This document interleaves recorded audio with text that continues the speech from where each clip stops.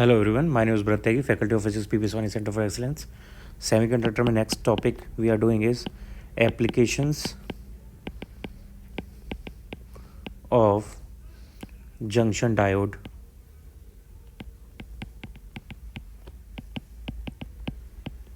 As a rectifier.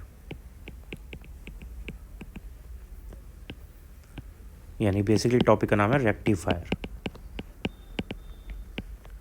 So first question is, what is a rectifier? Rectifier is an electronic device which converts simply AC signal to DC, यानी AC input to DC.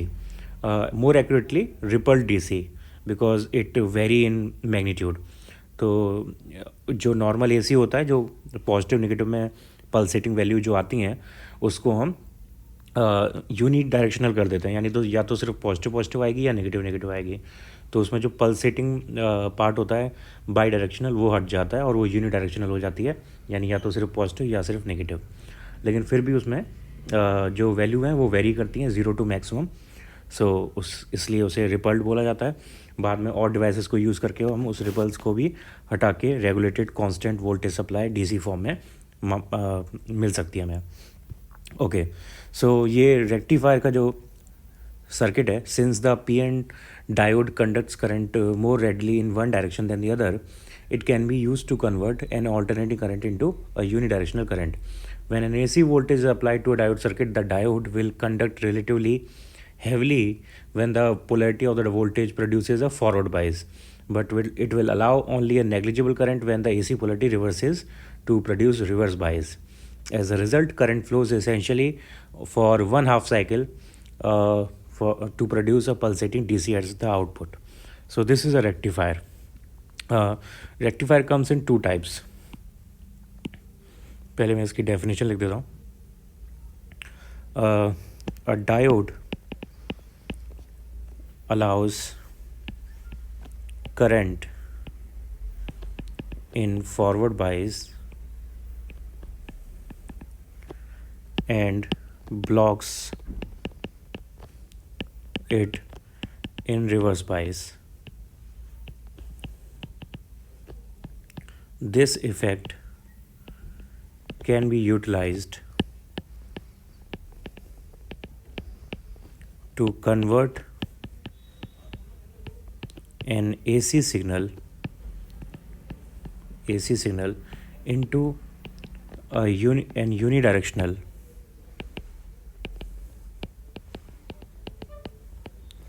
rippled DC output. The device that does that is called a rectifier. There are two stages of rectifier, two types of rectifier. First one is half wave rectifier.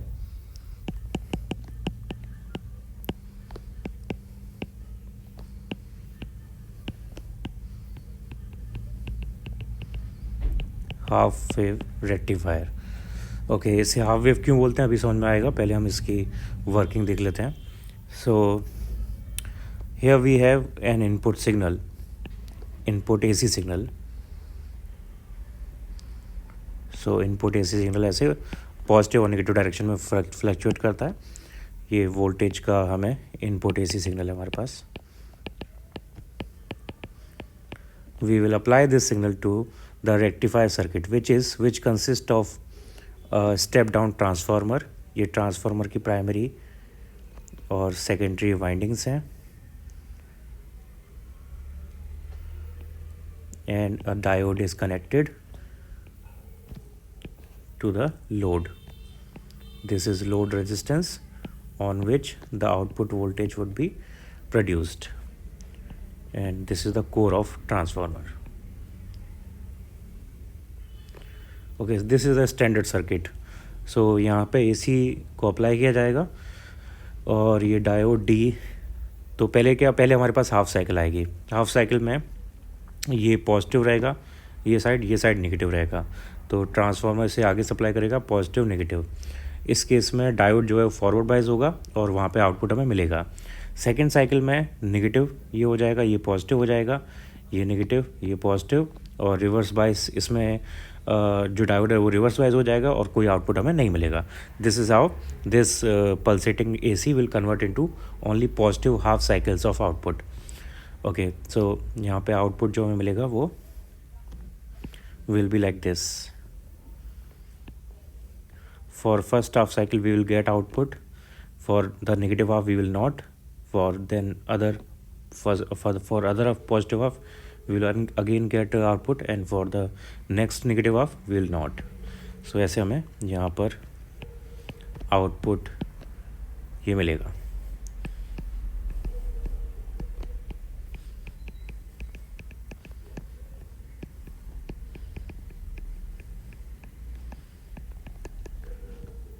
Okay, सो ये इसकी working है simple और circuit.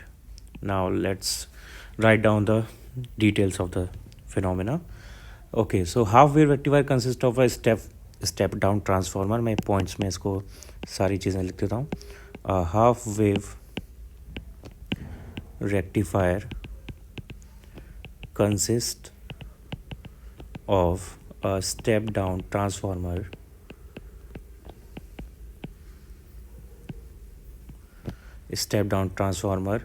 a diode and a load resistor.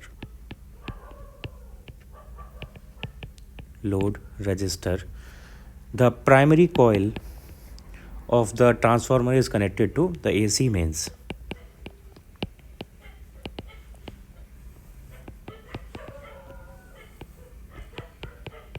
Transformer is connected to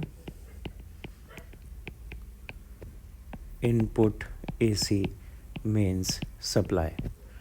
Okay, the secondary coil is connected to the load.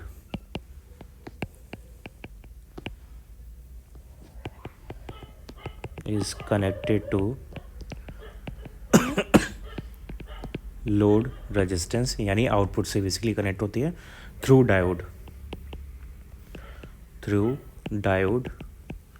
D.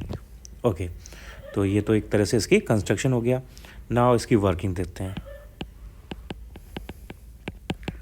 So working में during the first positive half cycle the input voltage यानी sine wave voltage, the diode is forward bias and hence it conducts through RL, which will give us the output voltage on load. During first half positive cycle of input, the diode will be forward bias and hence will pass current to the load. So an output will be obtained. But for the reverse bias, but during negative half cycle,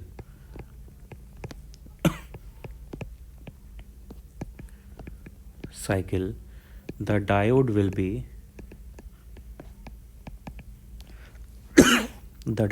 be reverse biased and hence will block the current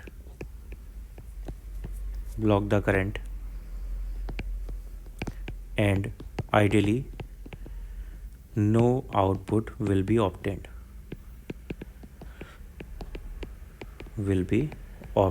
So this is how half wave rectification works. Half wave rectifier works. The second version of rectifier is full wave rectifier, of course. तो second है यहाँ पे full wave rectifier.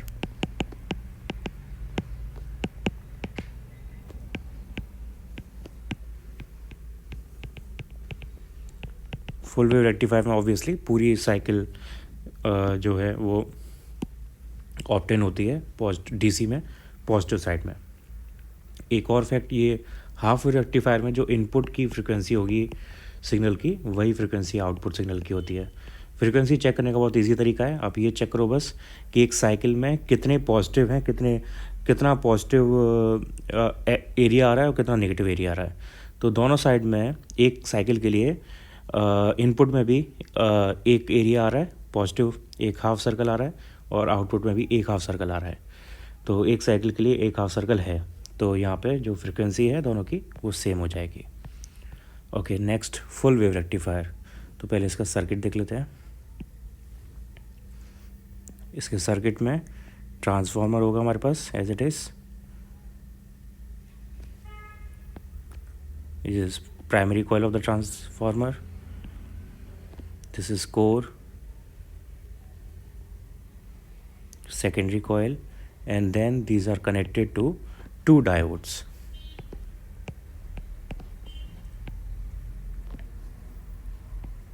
Which is further then connected with a load resistance. This is load resistance. Here we will get the output, and these diodes are D1 and D2. This is primary winding, this is secondary winding, this is core of the transformer.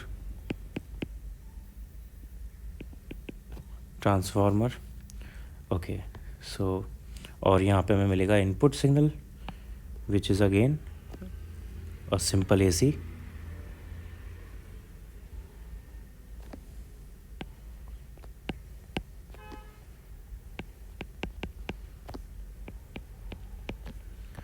Okay, now यहाँ पे working में क्या होगा, पहले की तरह positive half cycle लेंगे तो ये पॉजिटिव होगा, ये नेगेटिव होगा, यहाँ पे फिर ये पॉजिटिव हो जाएगा, ये नेगेटिव हो जाएगा। इस केस में D1 फॉरवर्ड वाइज होगा, D2 रिवर्स वाइज होगा। तो D1 यहाँ पे करंट फ्लो कराएगा, D2 नहीं कराएगा। D1 के करंट फ्लो करने की वजह से लोड पर करंट जाएगी और आउटपुट मिलेगा। ड्यूरिंग नेगेटिव हाफ साइकिल ये नेगेटिव होगा, ये पॉजिटिव होगा, this will be negative, this will be positive, hence now D1 will be reverse and D2 will be positive, sorry forward. So अब D1 block करेगा current को, लेकिन D2 की वजह से करंट अभी भी लोड पर पहुंचेगी, और दोनों की अरेंजमेंट ऐसा है कि करंट हमेशा एक ही डायरेक्शन से जाएगी, तो हमें सेम डायरेक्शन में आउटपुट वहाँ पे कंटिन्यूसली मिलता रहेगा। ओके, इसको पॉइंट्स में इसकी सारी वर्किंग देख लेते हैं। During positive half cycle of the input diode D1 is forward bias, diode D2 is reverse bias, and the current flow in the direction as shown in figure. So यहाँ पे हमें load resistance पे voltage मिल जाएगा। During positive half cycle D1 is forward bias and D2 is reverse bias. So D1 will allow current to reach the load, hence output will be obtained.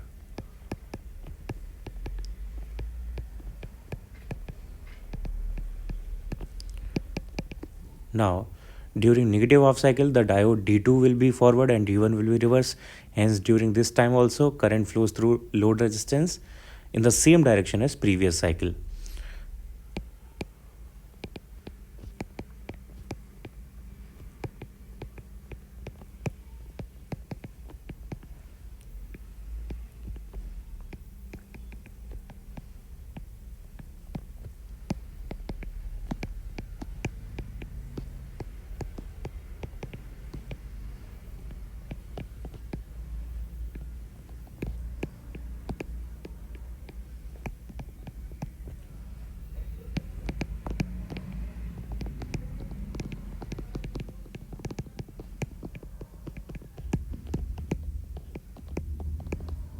We will get output in same direction.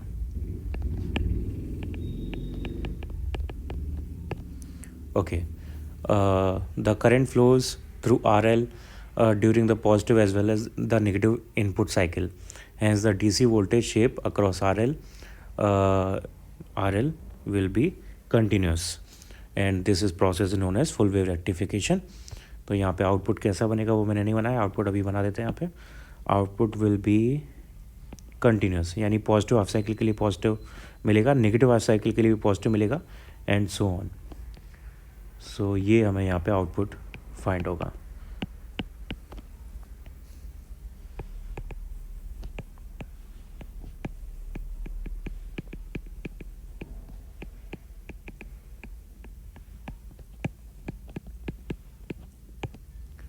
Okay, सो अब frequency check करते हैं. Frequency के लिए मैंने बोला था एक cycle में कितने पॉजिटिव या कितने नेगेटिव आ रहे हैं ये हमें काउंट करना है. तो पॉजिटिव काउंट करते हैं. यहाँ पे इनपुट में एक साइकिल में एक पॉजिटिव हाफ सर्कल है ऑब्वियसली, और यहाँ पे दो हैं. यहाँ पे 1 2 दो हाफ साइकिल आ रही हैं पॉजिटिव की, यानी इनपुट से ट्वाइस एज मैनी आ रही हैं. दैट मीन्स आउटपुट की frequency will be 2 times of input की frequency. So full wave rectifier के लिए फ्रिक्वेंसी सेम नहीं होती, डबल हो जाती है. तो सपोज़ 50 हर्ट्ज़ फ्रिक्वेंसी है इनपुट की, तो फंडामेंटल फ्रिक्वेंसी रिपल की आउटपुट की होगी 100 hertz. Okay, next topic is special purpose PN junction diodes.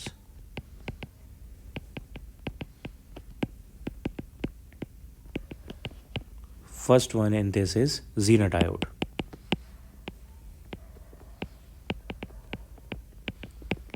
Zener diode. So Zener diode के बारे में थोड़ा सा हमने पहले भी डिस्कस किया था PN जंक्शन के कैरेक्टरिस्टिक में, ग्राफ में. यहाँ पे और थोड़ा डिटेल में देख लेते हैं इसे. इन usual junction diodes,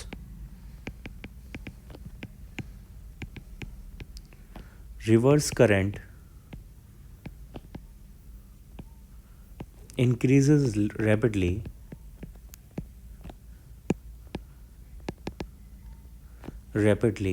at large reverse breakdown voltage.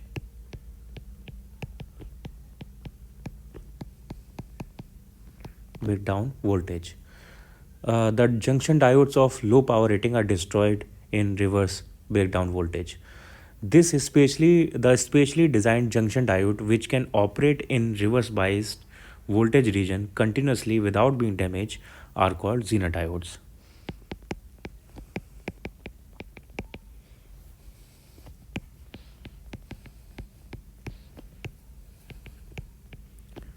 Which can work in reverse bias continuously at large voltages without getting damaged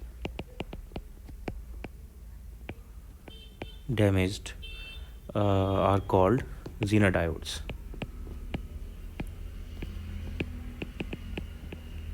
Zener diodes.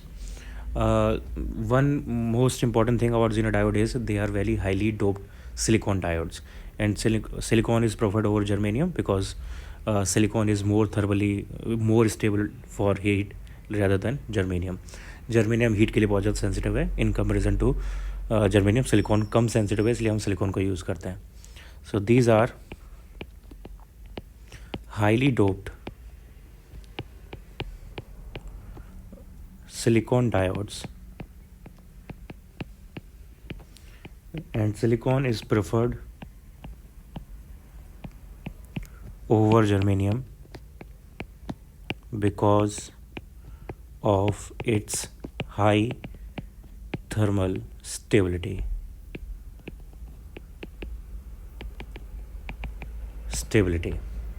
Okay, the circuit symbol of Zener diode is like this.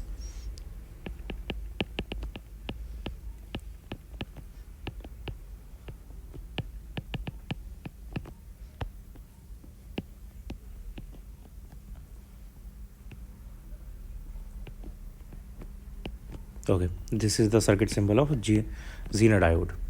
और okay, इसका जो Zener diode का एक बहुत बड़ा main application है, उससे पहले इसकी कैरेक्टरिस्टिक देख लेते हैं. वैसे मैंने पहले बनाई हुई है इसकी characteristic. Okay, Zener diode mainly reverse bias में यूज़ होता है, तो करेक्टरिस्टिक्स में सिर्फ हमें रिवर्स करेक्टरिस्टिक्स बनाने की ज़रूरत है, and which is like this.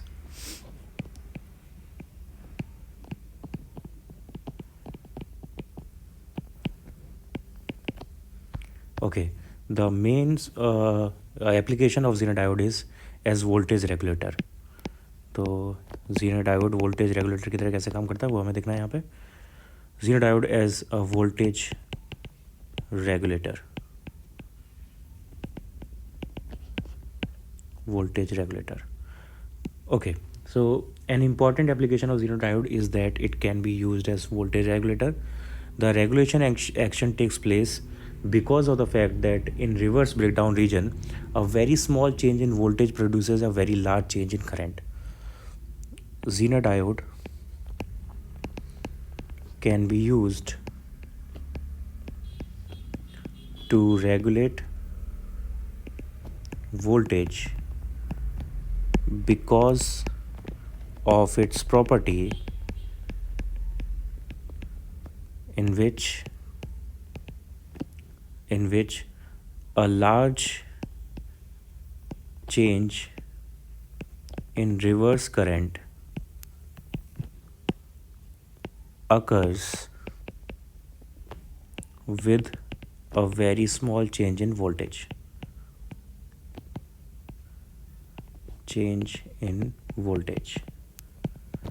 Okay, ठीक है, अब इसको सर्किट से समझ लेते हैं. वोल्टेज रेगुलेटर का circuit is like this.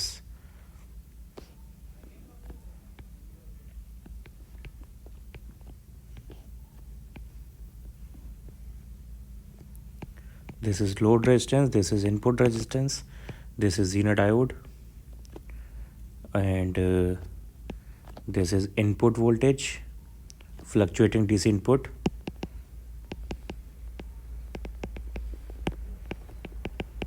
DC input Vi, let's say, and output will be obtained on load V0. And Zener diode, ये हमने आइडियल Zener diode लिया हुआ है. आइडियल Zener diode के केस में इसका ओके, इसका कोई रेजिस्टेंस नहीं, मतलब रेजिस्टेंस इसका आइडियल होगा यानी या तो ज़ीरो होगा या इन्फिनिटी होगा. और Zener डायोड का जो वोल्टेज है जिस पर ये इसका जो ब्रेकडाउन वोल्टेज है वो VZ हमें दिया हुआ है. ओके, तो यहाँ पे दो केसेस हो सकते हैं. First case is when V input is less than VZ. When V input is less than VZ. और Zener डायोड के सर्किट को सॉल्व करने का सबसे सिंपल तरीका ये होता है, और इस टॉपिक को समझने का भी, कि Zener डायोड को वहाँ से हटा के हम इसको एक बैटरी से रिप्लेस कर सकते हैं, लेकिन उसको बाद में देखेंगे. अभी ये पहला केस देखते हैं. जब V इनपुट VZ से कम है तो उस केस में ये Zener डायोड जो है वो वर्क नहीं करेगा, ये इन्फिनिट रेजिस्टेंस प्रोवाइड करेगा यहाँ पे. तो इसको हम सर्किट से रिमूव कर देंगे. Circuit will convert into like this. So यहाँ पे हमें इनपुट मिल रहा है, ये है RI, ये है RL, आउटपुट हमें RL पे मिल रहा है. तो यहाँ से हम क्लियरली V0 की वैल्यू निकाल सकते हैं. V0 आएगा यहाँ से RL divide by RI plus RL into VI. ये हमें आउटपुट मिलेगा इस केस में अगर V इनपुट VZ से कम है तो. But if V input is greater then VZ, तो इस केस में जो डायोड है वो वर्क करना स्टार्ट कर देगा और सर्किट जो है वो इस टाइप में कन्वर्ट हो जाएगा. जो Zener डायोड है उसको हम बैटरी से रिप्लेस कर देंगे, लेकिन रिवर्स बैटरी से. तो उसमें नेगेटिव साइड, नेगेटिव टर्मिनल जो है N टाइप जो है वहाँ पर पॉजिटिव बैटरी आएगी, पॉजिटिव टर्मिनल आएगा, और P टाइप के लिए नेगेटिव आएगा, रिवर्स बैटरी लगेगी, क्योंकि Zener डायोड रिवर्स बायस्ड में काम करता है.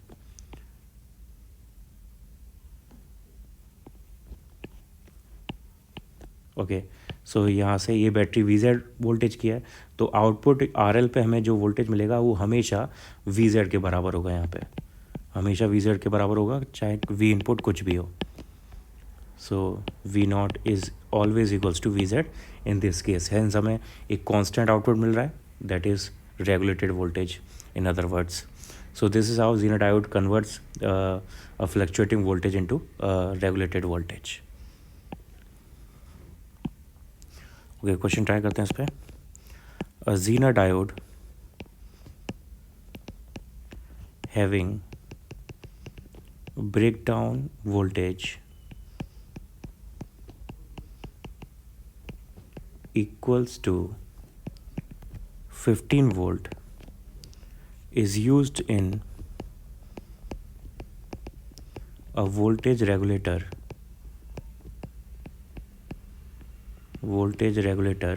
circuit as shown below. Find the current through diode. Find current through diode. Okay, तो यहाँ पे हमें सर्किट दिया हुआ है. It is like this.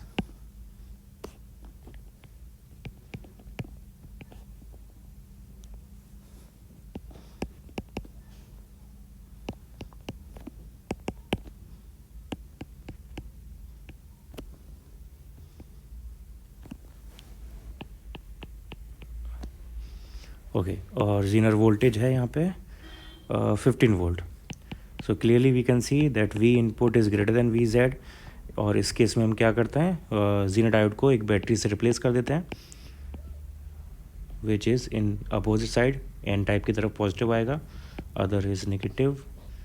This is 1000. Okay, तो सिंपली अब यहाँ पे हमको लगाना है KVL और आंसर आ जाएगा. This battery is 20 volt, this Zener diode battery is 15 volt. Okay, current हमें निकालनी है जीनर डायोड में. तो सपोज़ यहाँ पे करंट है I, टोटल करंट थी कैपिटल I. तो इस डायरेक्शन में अगर करंट हो जाएगी I minus small I. KVL लगा देते हैं. मैं पॉइंट A से KVL स्टार्ट कर रहा हूँ क्लॉकवाइज डायरेक्शन में.